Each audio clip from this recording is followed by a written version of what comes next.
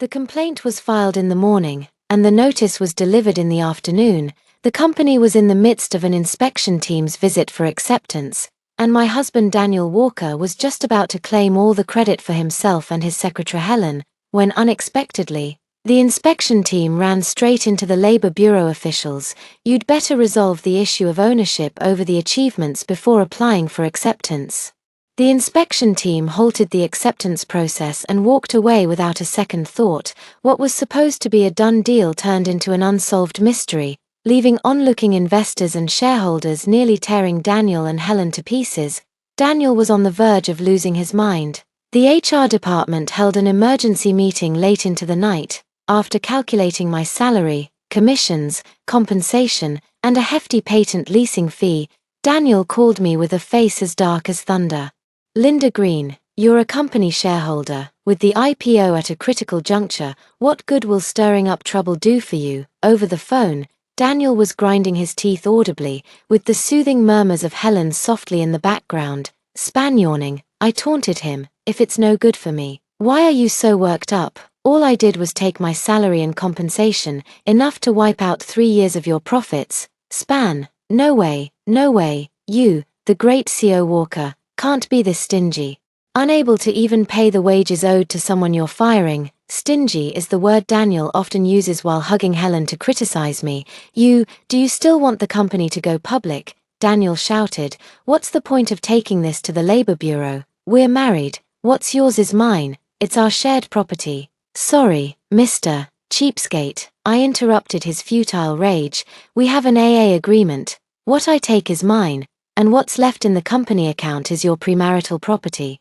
With that said, I hung up the phone directly, switched my phone to airplane mode, put on an eye mask, and fell fast asleep. Ever since this damn company decided to go public, I haven't had a full night's sleep in over 2 years. Now that I've made up my mind to ruin this whole mess, I can finally sleep with my belly up until the sun is high in the sky. As for Daniel daring to come knocking on my door, that coward, even the little poodle at my door yapping twice could scare him up a tree. Let alone the 2 giant mechanical guardians at my bedroom door, Urha and Feichai, who could send him flying. Not gonna lie, the thought is quite delightful. I even laughed in my dream, where the entire scene was me chasing after Daniel and kicking his butt. "Why aren't you flying? Fly, come on, fly." Chapter 2. The next day, I slept like a baby, though there was a bit of a headache waiting for me, even though I know these annoying things will have to be faced eventually, in a slacker's life. The motto is always procrastinate as long as possible, so I locked the door from inside, shutting my shameless father out. No matter how sweetly he pleaded or how loudly he cursed, I refused to open it. It's almost laughable. Green Darchyoung is my biological father, 99.9% DNA match and all, but having him is no different from not having him at all. When my stepmother moved in with her daughter, Helen, my father favored her over me, treating me like a servant. Even eating a plain steamed bun made them act as if I'd devoured their gold mountain. But that gold mountain was clearly my mother's dowry. Later, when my mother's dowry was all squandered by them, that shameless one set his sights on me. That wretched old man was utterly vile, dead set on making me a mistress for some big boss, day after day lurking at hotel entrances with my photoshopped pictures. Back then, I had a whirlwind marriage with Daniel just to escape them. After marriage, I got my own household register and stood even taller. Green Darchyoung strongly opposed this, pointing at Daniel's nose and calling him a penniless toad reaching for flowers, until I broke his finger and shut him up. Later, when Daniel's company began to thrive, he started bossing me around again, demanding that I scrape together money for the family. "Not a single penny for you. If you've got the guts, sue me when you're 60. I'm as slick as an old car." My little e-bike zoomed over his toes, leaving even the ambulance for a broken foot in the dust. After that, Daniel and Helen got together, and Green Darchyoung started yelling at me to die early and make way. Looking at Daniel, I can't help but think he's sick in the head. Back then, Green spat his decades-old phlegm right in his face, hitting him, insulting him, humiliating him, and now, just because someone says a few flattering words, he actually lets it slide. Trashed to the core. Indeed, I must have been blind. Glad I woke up in time. That's why, ever since I cut ties with Daniel, I knew this day would come. But I'm not afraid. A clear conscience laughs at false accusations. I've been waiting for them to make a scene. Outside, Green.Young stopped cursing after a while, but soon I heard the lock clicking. Checking the camera, I saw Daniel had arrived unnoticed, and the two of them were tampering with my door lock, and what they were holding was exactly the evidence I needed. Green.Young indeed has a criminal record. After contacting the property management and calling the police, I remotely positioned my two guardians behind the door, then pulled up a chair and sat calmly in front of it. Since I'm idle anyway, might as well get one in if I can. Chapter 3. The lock clicked open. Green.Young peeked in and came face to face with me. He froze, not expecting me to be sitting there calmly without a trace of panic. After looking around, he started spewing filth. "You're home and didn't open the damn door for me. Just wait till I get in, I'll beat you to death. Linda, you're just shameless. If you're not allowed to work, you should scram immediately. Dare to upset my son-in-law. Just wait till I..." Daniel shrank timidly behind him. "Dad, let's focus on the main issue. Are there any dogs inside?" Green.Young said there were no dogs.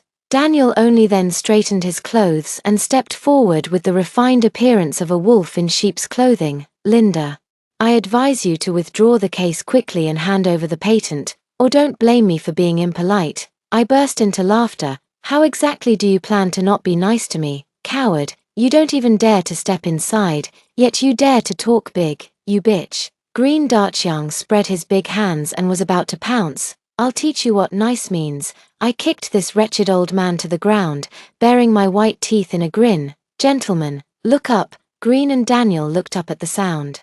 As my two fierce guardians bared their gleaming silver fangs and lunged forward with two crisp snaps, one bite each, crunching down hard, Green was pinned down by the two guardians, each dog slamming him to the ground with a paw.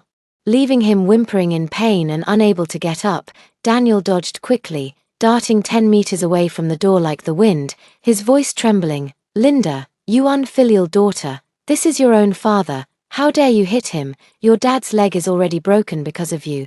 This is murder. This is a crime.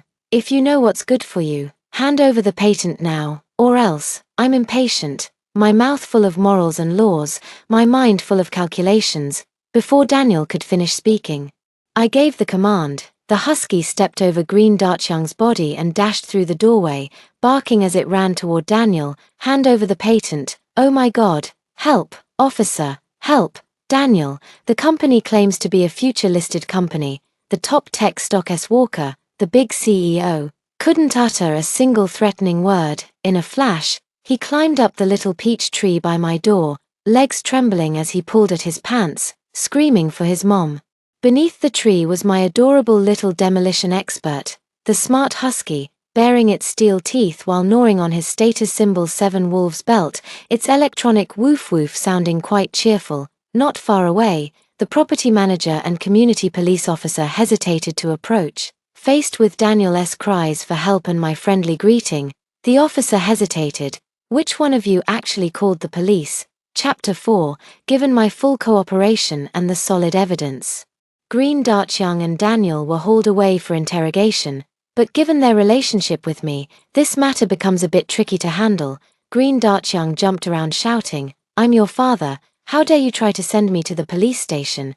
Then he clutched his arms and legs, moaning, "My body hurts." "Linda, you deserve to be locked up and dealt with." Helen, who rushed over from the company, wiped her tears and pleaded, "Sister, I know you're jealous that Dad favors me. But this is all because you disobeyed him and made him angry." She looked at Daniel and then at me. "If you just admit your mistake, Daniel, Dad, and I will all forgive you." Daniel snorted coldly from the side. "Linda, you could even go so far as to kill your own biological father. How ruthless and vicious you are." Then, turning to the investigators, he said gently, "A cruel woman like her, who would harm her own father, must be dealt with severely, as her family. We absolutely will not forgive her." The investigator nearby wore an awkward expression. "Right now, we're taking your statements. Tell me, why did you break into someone else's house?" Daniel and Green kept their mouths shut, not daring to say a word. Helen tried to mediate. "This is just a conflict between my sister and my dad, officer. I couldn't take it anymore. She's only 20 this year, and you're 25. Who are you calling uncle?" turning around. I pulled out the shopping receipt. Comrade, this door lock is a top-grade lock comparable to a safe. It's not easy to open. With that said, I glanced meaningfully at Daniel, then at Green Darchiang. Daniel frowned. While Green Darchiang's expression suddenly changed, the already impatient investigators, after examining the invoice in my hand, slammed the table and stood up. The previously headache-inducing family ethics issues in the interrogation were instantly overshadowed. With the lock-picking and door-opening incident becoming the focus of intense questioning, Green Darchiang kept looking left and right during the interrogation, his words incoherent and contradictory, making him a key suspect. Daniel frowned, whispered a few words to Helen, and then fell silent. After cooperating with the statement recording, I was about to leave quickly. The hurried Helen couldn't resist making bold remarks as she passed by me. Linda, Daniel and Green Darchiang are as good as saved. Once this is over, you'll get what's coming to you. Unfortunately, she was soon proven wrong. The next day, Green Darchiang was prosecuted. He and his fair-weather friends were involved in a public property theft case from years ago, and together they went in to share the rest of their wonderful lives. Helen, who had once flaunted her luxurious lifestyle, was now overwhelmed by the massive amount of stolen money she was ordered to return. Daniel, I'm curious, how will he compensate for his so-called true love? Chapter 5. Green. After Darchiang was sent away, I waited for days but never saw Helen come knocking. Just as I was wondering what scheme she was plotting, news about me and Daniel getting divorced started spreading among our circle of friends. Divorce? I couldn't help but laugh when I received a friend's call. I'd be more than happy to divorce. But why don't you ask Daniel? Does he dare? Daniel didn't dare. All he could do was threaten to make me pay, but he wouldn't lay a finger on me. Even kicking me out of the company was just a rash decision he made under Helen's provocation. Now he's being hounded by shareholders every day, interrogated by investors, and even has Helen reaching out for money. He must be regretting it to death. How would he dare to publicly announce on social media that he wants a divorce with me? Daniel, let's get a divorce. Linda, stop messing around. Daniel hung up the phone in a panic. Just because he doesn't dare, doesn't mean I don't want to. So today in my social feed it's husbands gifting jewelry for love. Tomorrow it's check-ins at high-end restaurants. Helen couldn't resist coming over to mock me for talking to myself on social media. I asked Daniel, he hasn't spent a single penny on you. Helen declared arrogantly in her high heels. Oh dear, why hasn't the company gone public yet? I'm still waiting for Daniel to take me to ring the bell together. I hinted meaningfully, if you want to climb up, you'll have to see if Daniel dares to get a divorce. Helen went back to confront Daniel, but Daniel still refused to mention divorce. Preferring to endure the pain and pay to settle the matter rather than bring up divorce, I carefully checked Daniel's recent spending records. They were pitifully few and meager. Then I looked at the transfer records. Wow, what an eye-opener. A week's worth of transfer records already covered Daniel 1/10 of his savings. Truly, love conquers all. But, TSK, Daniel's little stash is downright pitiful. In contrast, Helen, who used to spend modestly, has now turned into a lavish spender. Today dining at a star-rated hotel chef's table, tomorrow splurging on high-end luxury goods. With an easy job and extravagant spending, she's the very picture of a golden, free-spending fairy, watching the phone surveillance. I couldn't help but laugh so hard I downed 3 bowls of bird's nest soup, seeing Daniel munching on steamed buns with water, racking his brains to decline Helen's dinner invitations, all while gritting his teeth to transfer money for Helen to spend freely. Check, please, beautiful. I wiped my mouth and left, brushing past Helen, who had rushed over after seeing my social media post and was now splurging. Behind me, I could only hear Helen being surrounded by a crowd of flatterers, boldly declaring that she would foot the bill for whatever they ordered today. Spend away, show off, enjoy yourself. After all, you're maxing out today, and from tomorrow on, you'll have to tighten your belt. Chapter 6. Although I've left the company, as one of the shareholders and the CEO's legally wedded wife, I'm deeply concerned about my dividend rights. As the year was coming to an end, I organized and convened a shareholders meeting. The main topics of the meeting were the compensation structure for the company's key management and the issue of shareholders' rights. All shareholders present knew that this topic was specifically targeting Daniel. The issue of the inspection team's failed acceptance due to Daniel's unilateral decision to dismiss me was also raised. Linda, is your salary issue more important than project acceptance? Daniel shifted all the blame onto me. But I've been with the company for so many years and truly haven't received a single cent of my salary. I innocently showed the shareholders my spotless pay stubs and the amount stated in my employment contract, TSK. The shareholders looked at Daniel with disdain, but Walker, mindful of their own interests, still tried to smooth things over. Your marital issues shouldn't be brought into the company. The workplace isn't the place for domestic disputes, Daniel shamelessly continued. We're husband and wife, private matters shouldn't affect work. In that case, let's stick to business matters only. I smiled. Walker, and everyone, when will the finance department settle the patent leasing fees for these past few years? The shareholders gasped. Why distinguish between yours and his when you're a married couple? The company is at a critical juncture for its IPO. These fees, I waved my hand. No personal matters, just business. The company is the company.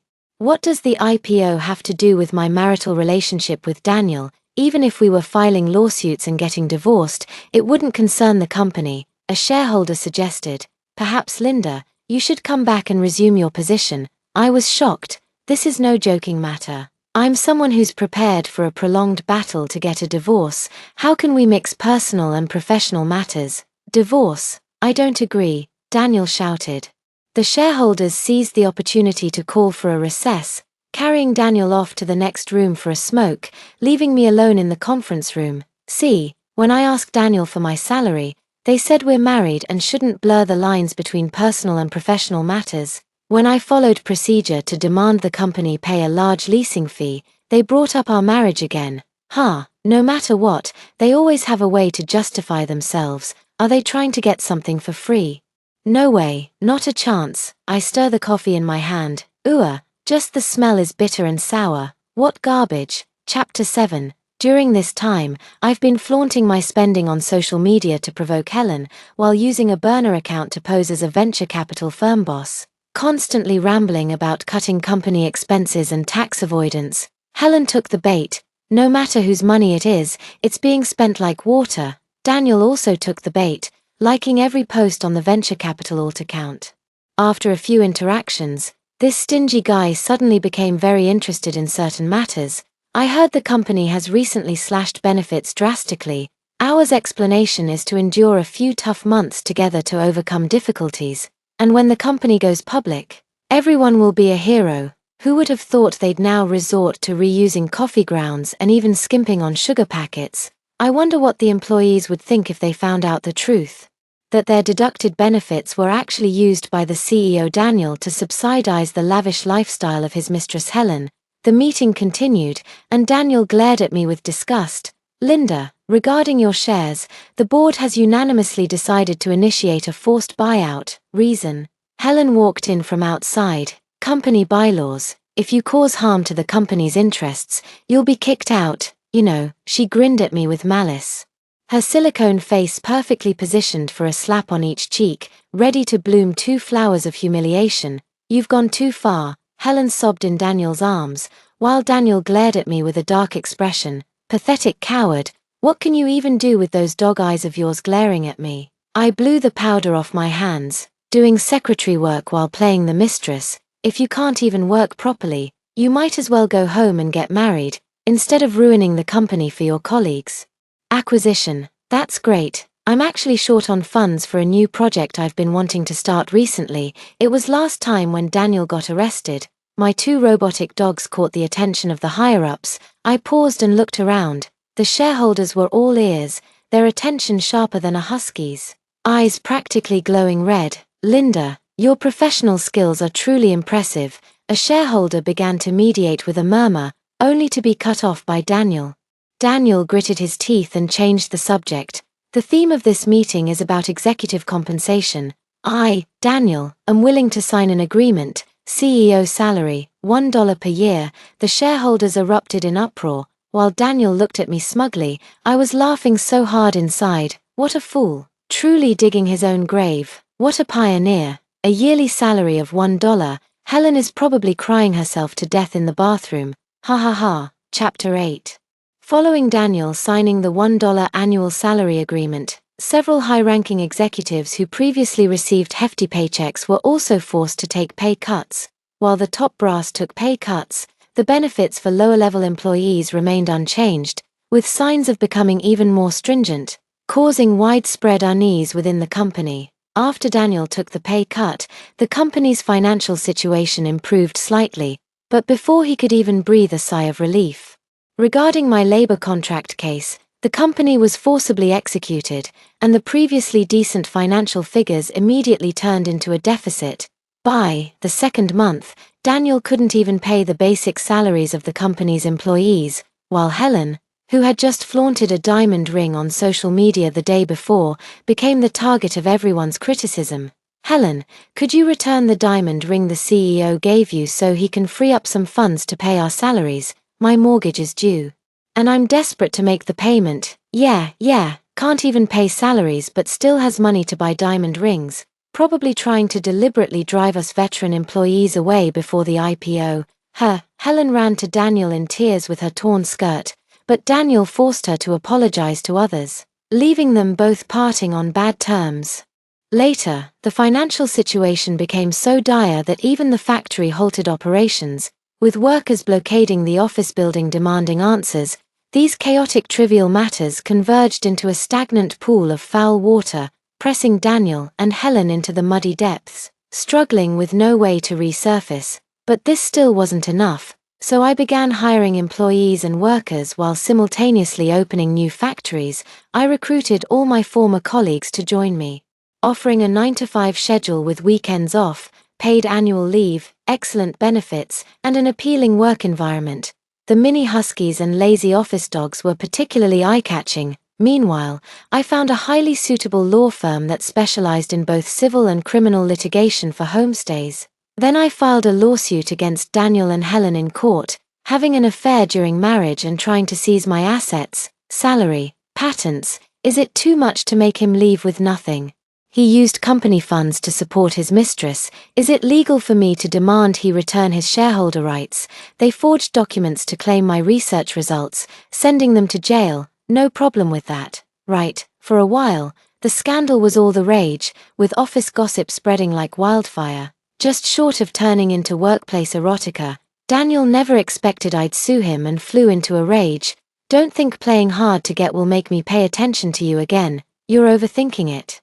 I pushed him away. Daniel stumbled to the ground with his unshaven face. "I'm not a garbage recycling station. I don't have a habit of collecting trash." What a fucking idiot. Even at death's door, he's still obsessing over love and romance. His cerebellum must be underdeveloped while his cerebrum didn't develop at all. His brainstem is missing all the way down to his crotch. Chapter 9. Daniel has no shame. Honestly, I kinda admire him. He knows when to yield and when to stand firm. After being berated so harshly by Green Dartyoung, he still managed to get along peacefully. And now, after I pushed him down and called him trash, he actually bent over and started playing the role of a dutiful husband. What a terrible character. Totally wasted on that good-looking exterior. We had a flash marriage back then, splitting living expenses 50/50ths, even for a simple bowl of plain kanji. I had to transfer him $2. Later I simply moved out to live alone. Yet he demanded to provide door-to-door service, claiming it was all for my enjoyment and that paying a service fee was only fair. At that time I was busy with road and couldn't be bothered to argue. But when his parents went on a trip, they expected me to cover the expenses, saying it was the daughter-in-law's duty to show filial piety. Seeing the two elderly people were kind, I agreed, and thus I became Daniel's wife who paid her own way in his eyes. So what if I paid my own way? It's not like I didn't pay my way into heaven. Now that I want a divorce, Daniel has suddenly turned into a model husband. But do I need his bowl of plain kanji? No, I don't, Linda. This is the plain kanji I painstakingly cooked, filled with love.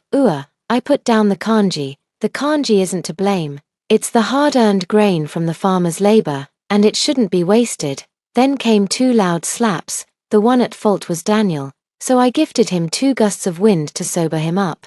Daniel roared helplessly, trying to crush my spirit with words and force me to submit. "Linda, you're so vicious. No wonder you always target the kind-hearted Helen, and you still want a divorce. Where else could you find someone to marry after leaving me? At least I'm still the president of a quasi-listed company. Wrong, I interrupted Daniel again. Now you're the president of a quasi-bankrupt company. Please recognize your position.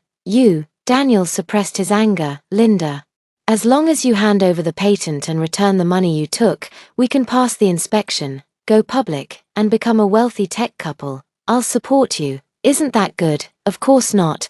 This isn't you supporting me, it's just your delusional fantasy of trying to force-feed yourself soft rice. With the two guardians not at home, my little Teddy just barked twice, and Daniel got so scared he locked himself outside. With my money, I could easily afford 18 male models. Why would I waste it on a spineless loser like you? That'd just be pure insanity. Chapter 10. Daniel was driven away by me, taking his love-filled white porridge to find the kind-hearted Helen instead. But does the kind-hearted Helen need his bowl of plain kanji? Helen's kindness is worthless, and Daniel's plain kanji is even more worthless, so no one needs it. Daniel's company, once masquerading as a tech firm, was actually in the business of leasing patents. Creating a false impression of prosperity, it attracted a pack of bloodthirsty capitalists, aiming to harvest in the currents of capital. Never thought that one day, stripped of technical support, production would halt, leaving things half dead. Now Daniel can barely fend for himself, and without Daniel's support, Helen has fallen from heaven to the mortal world, feeling as miserable as if she were killed. The loans she took for luxury spending are now being collected.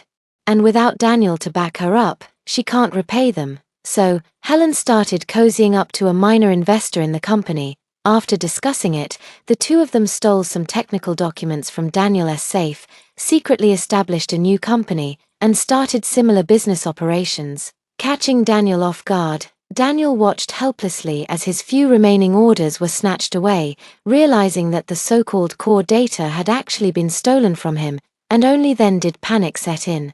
I kindly reminded him to check the surveillance footage, only to see Helen and the investor in an intimate embrace, along with the smooth and effortless theft from the safe.